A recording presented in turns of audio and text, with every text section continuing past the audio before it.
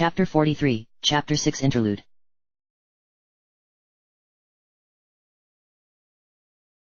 The Temple of the Sun.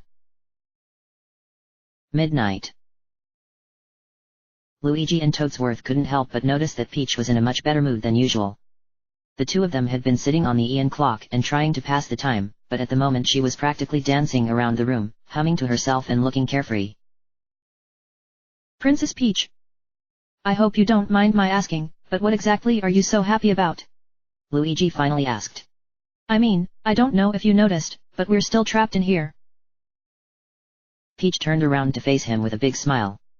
Oh Luigi, isn't it obvious? Mario is out there looking for the very last Sun Soul right now, don't you remember? She said. And he's found every single one of them so far, which means he's bound to find the last one anytime now. Toadsworth nodded and smiled a little himself. Ah. I believe I see where you're going with this, Princess. That's right. Once Mario's found the last Sun Soul, he's going to come here and rescue us. I just know it. Peach's eyes were shining in excitement. We're finally getting out of here, you two. And then that King Shroud will finally get what's coming to him. Ah, yes. We never did find out what that bloke was keeping you here for, did we? Said Toadsworth, looking thoughtful. Ah, well. I suppose that's for the best. But if Mario does find all the Sun Souls, that King Shroud guy's not going to be happy, Luigi suddenly realized, starting to look nervous. I sure hope he doesn't take it out on us. Peach didn't look worried. I'd like to see him try, she said haughtily. Mario's going to come and teach him a lesson. There's not a thing he can. She was suddenly cut off by a tremendous explosion that shook the room. Peach screamed as she, Luigi and Toadsworth were thrown to the floor, and as quickly as she could she flipped over to see what was going on. As it turned out, the explosion was nothing more than the violent displacement of air and smoke as King Shroud suddenly appeared in the room.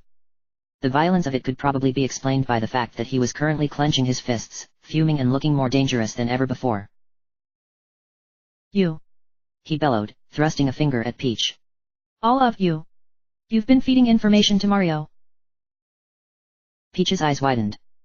Uh-oh. My lord, please, have mercy! Cried Jaff as he and Riz suddenly appeared behind him, both looking very distraught. We had no way of knowing, we've done everything you've asked of us. The time for mercy is over, Jaff. Shroud roared at him, turning around and blasting him with a bolt of black electricity from his staff. Jaff screamed as he was sent skidding backwards across the floor, and Riz was looking more frightened than happy about that. Peach and the others, of course, were completely terrified at this point. Both of you are complete failures. The Master of Night went on, his voice reaching a dangerous pitch as he glared at the two Dark Striders. Not only did you somehow fail to realize that the princess has been extracting information from us all this time, but Mario completely humiliated you in the Seashell Hotel. What was supposed to be our last stand has become our worst defeat yet. He has all 6 Sun Souls now, you two. Do you realize what this means? Riz lifted her head up timidly. To be fair, my lord. Riz, you are the most at fault of all, Shroud snapped at her, causing her to wince. Our takeover of the Seashell Hotel would have been a success if you had just swallowed your pride and cooperated with Jaff, but you insisted on doing things your own way. And your Magic Koopa, the one you insisted was strong enough to guard my treasure, was defeated yet again. He rose up to his full height as he glared down at her. You failed me, Riz. And I have no room for failures in this operation. Riz realized too late what he was going to do. She cried out and raised up her arms protectively, but was unable to do a thing as he raised his scepter and blasted her with another dark bolt of lightning. She exploded into smoke and disappeared. Oh my goodness! Peach whispered. She, Luigi and Toadsworth had all stood up and were crowding together in fear. Peach's mind was racing, desperately trying to think of something, anything she could do to get out of here, but the three of them were trapped in here. Jaff was staring at the place where Riz had been. My lord, Shroud instantly turned to him. The only reason I have not done the same to you, Jaff, he said in a low voice, is that you seem to have found someone who is worthy of the task at hand. He stomped his scepter into the floor. Bring me King Bowser Koopa. Jaff was too frightened to even say anything. He just stared up at Shroud for a moment before slowly backing away, summoning a cloud of smoke and vanishing out of the room. Then Shroud turned his attention back to Peach, and she froze. Well, Princess.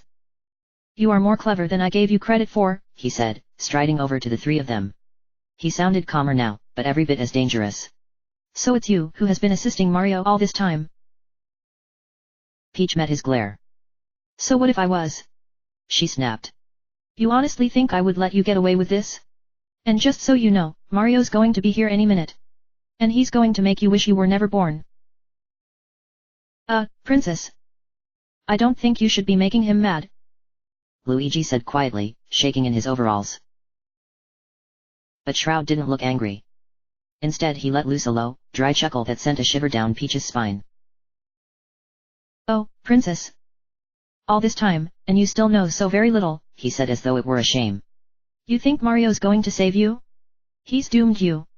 If he had just given up like my minions have been advising him to do, you would be safe. I would have no reason to keep you here any longer. Toadsworth frowned deeply. What are you blathering on about now, you great horrid brute? What I'm blathering on about, my best spotted prisoner, is that Peach would not become a legitimate threat to me unless the 6 Sun Souls were found and the 6 new Guardians made aware of their identities, Shroud said impatiently. I kept her safely imprisoned here in case someone out there tried to do just that, and wouldn't you know, Mario insisted on being a hero and interfering with my plans at every turn. He drew closer to Peach, his mouth spreading into a toothy grin. Well, the joke's on him, Princess. He thinks with the Guardians on his side he's grown powerful enough to stop me. He doesn't know a thing. The look of triumph on his face made Peach begin to shake. No, Princess. The only one who can stop me now, the only one with the power to do me in, is you. And suddenly he raised up his scepter and began waving it over his head. Whatever he was doing, the effect was immediate. Peach gasped as all the weight seemed to drain from her body, and she fell to her knees as her head began to spin, trying to keep from blacking out. On either side of her, Luigi and Toadsworth suddenly did the same, grabbing at their heads and crying out in alarm. What was happening to them? What? What are you? She gasped, but she was cut off as she, Luigi and Toadsworth all began to glow and her vision was completely drowned out by a sickly blinding light. And everything came rushing back.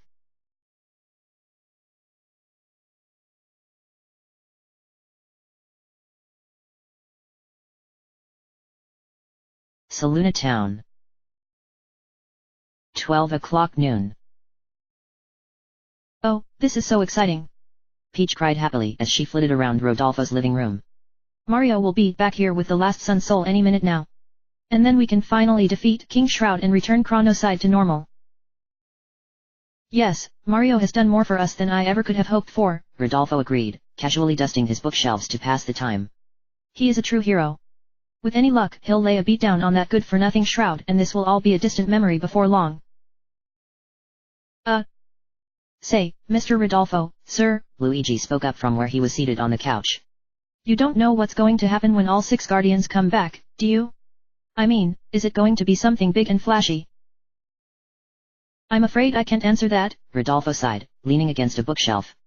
This sort of thing has never happened before, after all. We're part of history in the making. But whatever happens, I'm certain that... Peach suddenly started moaning. Rodolfo turned around in alarm and saw her grabbing at her head, then at her sides before falling to her knees, knocking over a chair. Princess? What's wrong?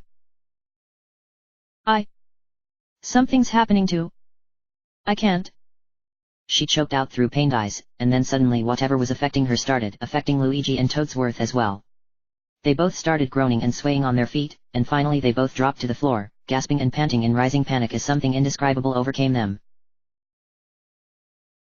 Rodolfo backed into the bookshelf in a panic, causing it to shake. What's going on here? Princess Peach? Rodolfo? Peach managed to force out, looking terrified and helpless. Please.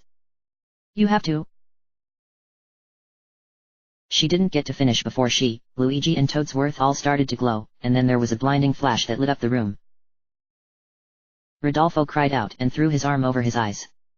When the light started dying away, he ever so cautiously lowered it and stared, afraid of what he was about to see. His blood froze. Luigi and Toadsworth were still there, lying splayed on the floor with their eyes half open, groaning and looking about to pass out. But Peach. She had vanished. Princess! Rodolfo cried. He frantically looked around the room, then raced around every corner of his house looking for her before finally throwing the door open and calling into the street. Princess Peach! Where are you? Princess! He received no answer, and as it all began to sink in, he felt his hand slide off the doorknob and drop to his side as he stared off at nothing. Princess Peach was gone.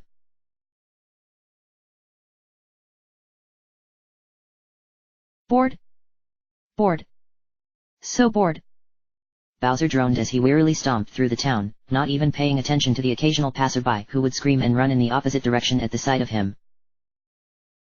Ugh! This is pointless. It's no use. He finally groaned, coming to a stop in the middle of the street. Who am I kidding? Those blue freaks aren't coming back for me. He let out an annoyed growl at the memory of them, but he was too tired to be upset for long. Man, I can't believe it. This whole trip was nothing but a waste of time. He griped. I've got nothing to show for it. No princess. No Mario. And where the heck is Cammy, anyway? I'm cutting her paycheck if we ever make it out of here. He was about to go stomping off somewhere else when he suddenly jerked to a stop at the sound of a very familiar voice. He whipped around and stared. He suddenly heard several voices, and they were all coming from inside a narrow little plaster white house on the other side of the cobblestone street. And there was one voice he recognized beyond any doubt. Princess Peach! There you are! He cried in joy, preparing to stomp over to the house and come bursting in through the wall. Finally, he had found Peach. And she had been in town this whole time. Maybe this had all been worth it after all. As he got closer, though, he cautiously drew to a stop with a concerned look on his face. Peach was in there, all right, but all of a sudden she sounded frightened. Or in pain. It sounded like something awful was happening to her. Peach! He gasped, but before he could do a thing, there suddenly came a brilliant flash from inside the house, lighting up the windows and momentarily blinding Bowser. Whoa! He cried, shielding his eyes before cautiously opening them again and staring. What the heck's going on in there? King Bowser! Bowser snapped to attention and turned around, finding himself staring down at a very familiar Dark Strider. Oh, it's you, he growled at Jaff. So you finally remembered me, hey? Well, listen up, pal, I'm in the middle of something important right now. King Bowser, I have good news for you, Jaff said shortly, ignoring Bowser's complaints as usual. Unfortunately, our last maneuver against Mario proved to be less than successful. Which means you are now the only one standing in between him and our Lord's defeat. King Shroud has asked me to bring you to him in preparation to battle Mario. Bowser's eyes grew wide. Really? You actually mean it this time? Then the excited look suddenly fell from his face. But what about Princess Peach?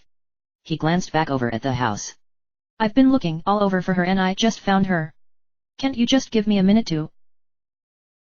You're looking for Princess Peach? Jaff repeated with an incredulous look on his face. King Bowser, I think there has been a misunderstanding. Princess Peach belongs to King Shroud, not you. Bowser blinked. What the heck are you talking about? You mean you guys captured the princess? He frowned. But that's not fair. She's mine. I was just about to kidnap her fair and square. I'm sorry, King Bowser, but there is a very specific way things work around here. Bowser glared threateningly at him, but he didn't flinch. And before you start complaining, let me remind you. You do not have a say in things anymore. Bowser suddenly felt a chilling sensation on his wrist. He looked down and did a double take, staring at his hand with terror in his eyes. The place where Jaff had grabbed him by the wrist before had suddenly begun turning the color of shadow. You are a servant of King Shroud now. Before Bowser could protest, he suddenly found himself enveloped by a plume of black smoke that came rising up from the ground, twisting and billowing around him. He cried out in fear, trying to wave the smoke away, only to feel the temperature around him plummet and the world around him start to spin, until the darkness was all there was. When the smoke cleared away, Bowser and Jaff were both gone.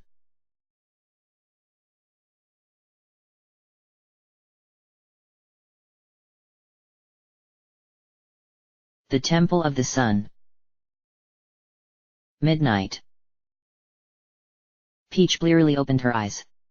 She was vaguely aware that she was lying on the floor in the Temple of the Sun, with King Shroud towering over her and grinning in wicked triumph. Wait. How did she know that? She had never been here before. Just a minute ago, she had been in Rodolfo's house with Luigi and Toadsworth. Where were they?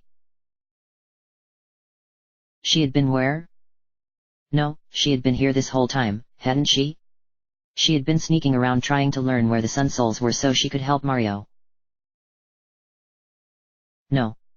She had seen Mario. She had spoken to him at least half a dozen times. He would stop by and she'd tell him where the Sun Souls were. But how had she known where they were? She had found out here. But how could she have been here if she was over there? She couldn't. She.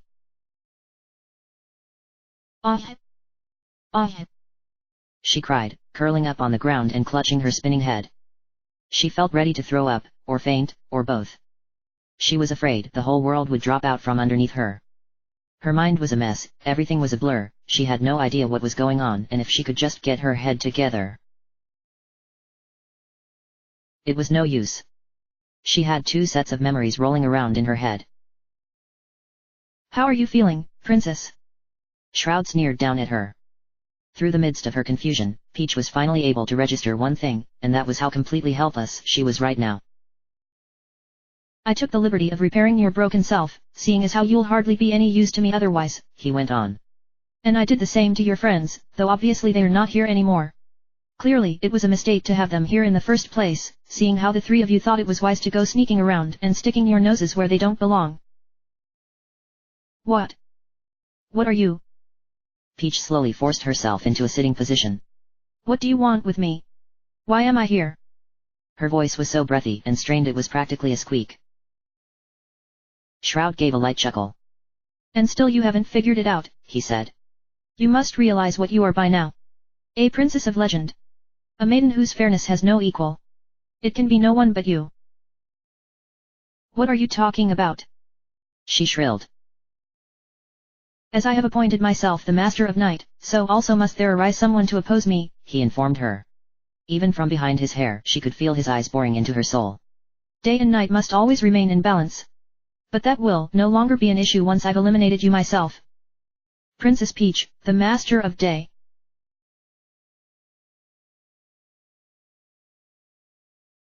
End of chapter.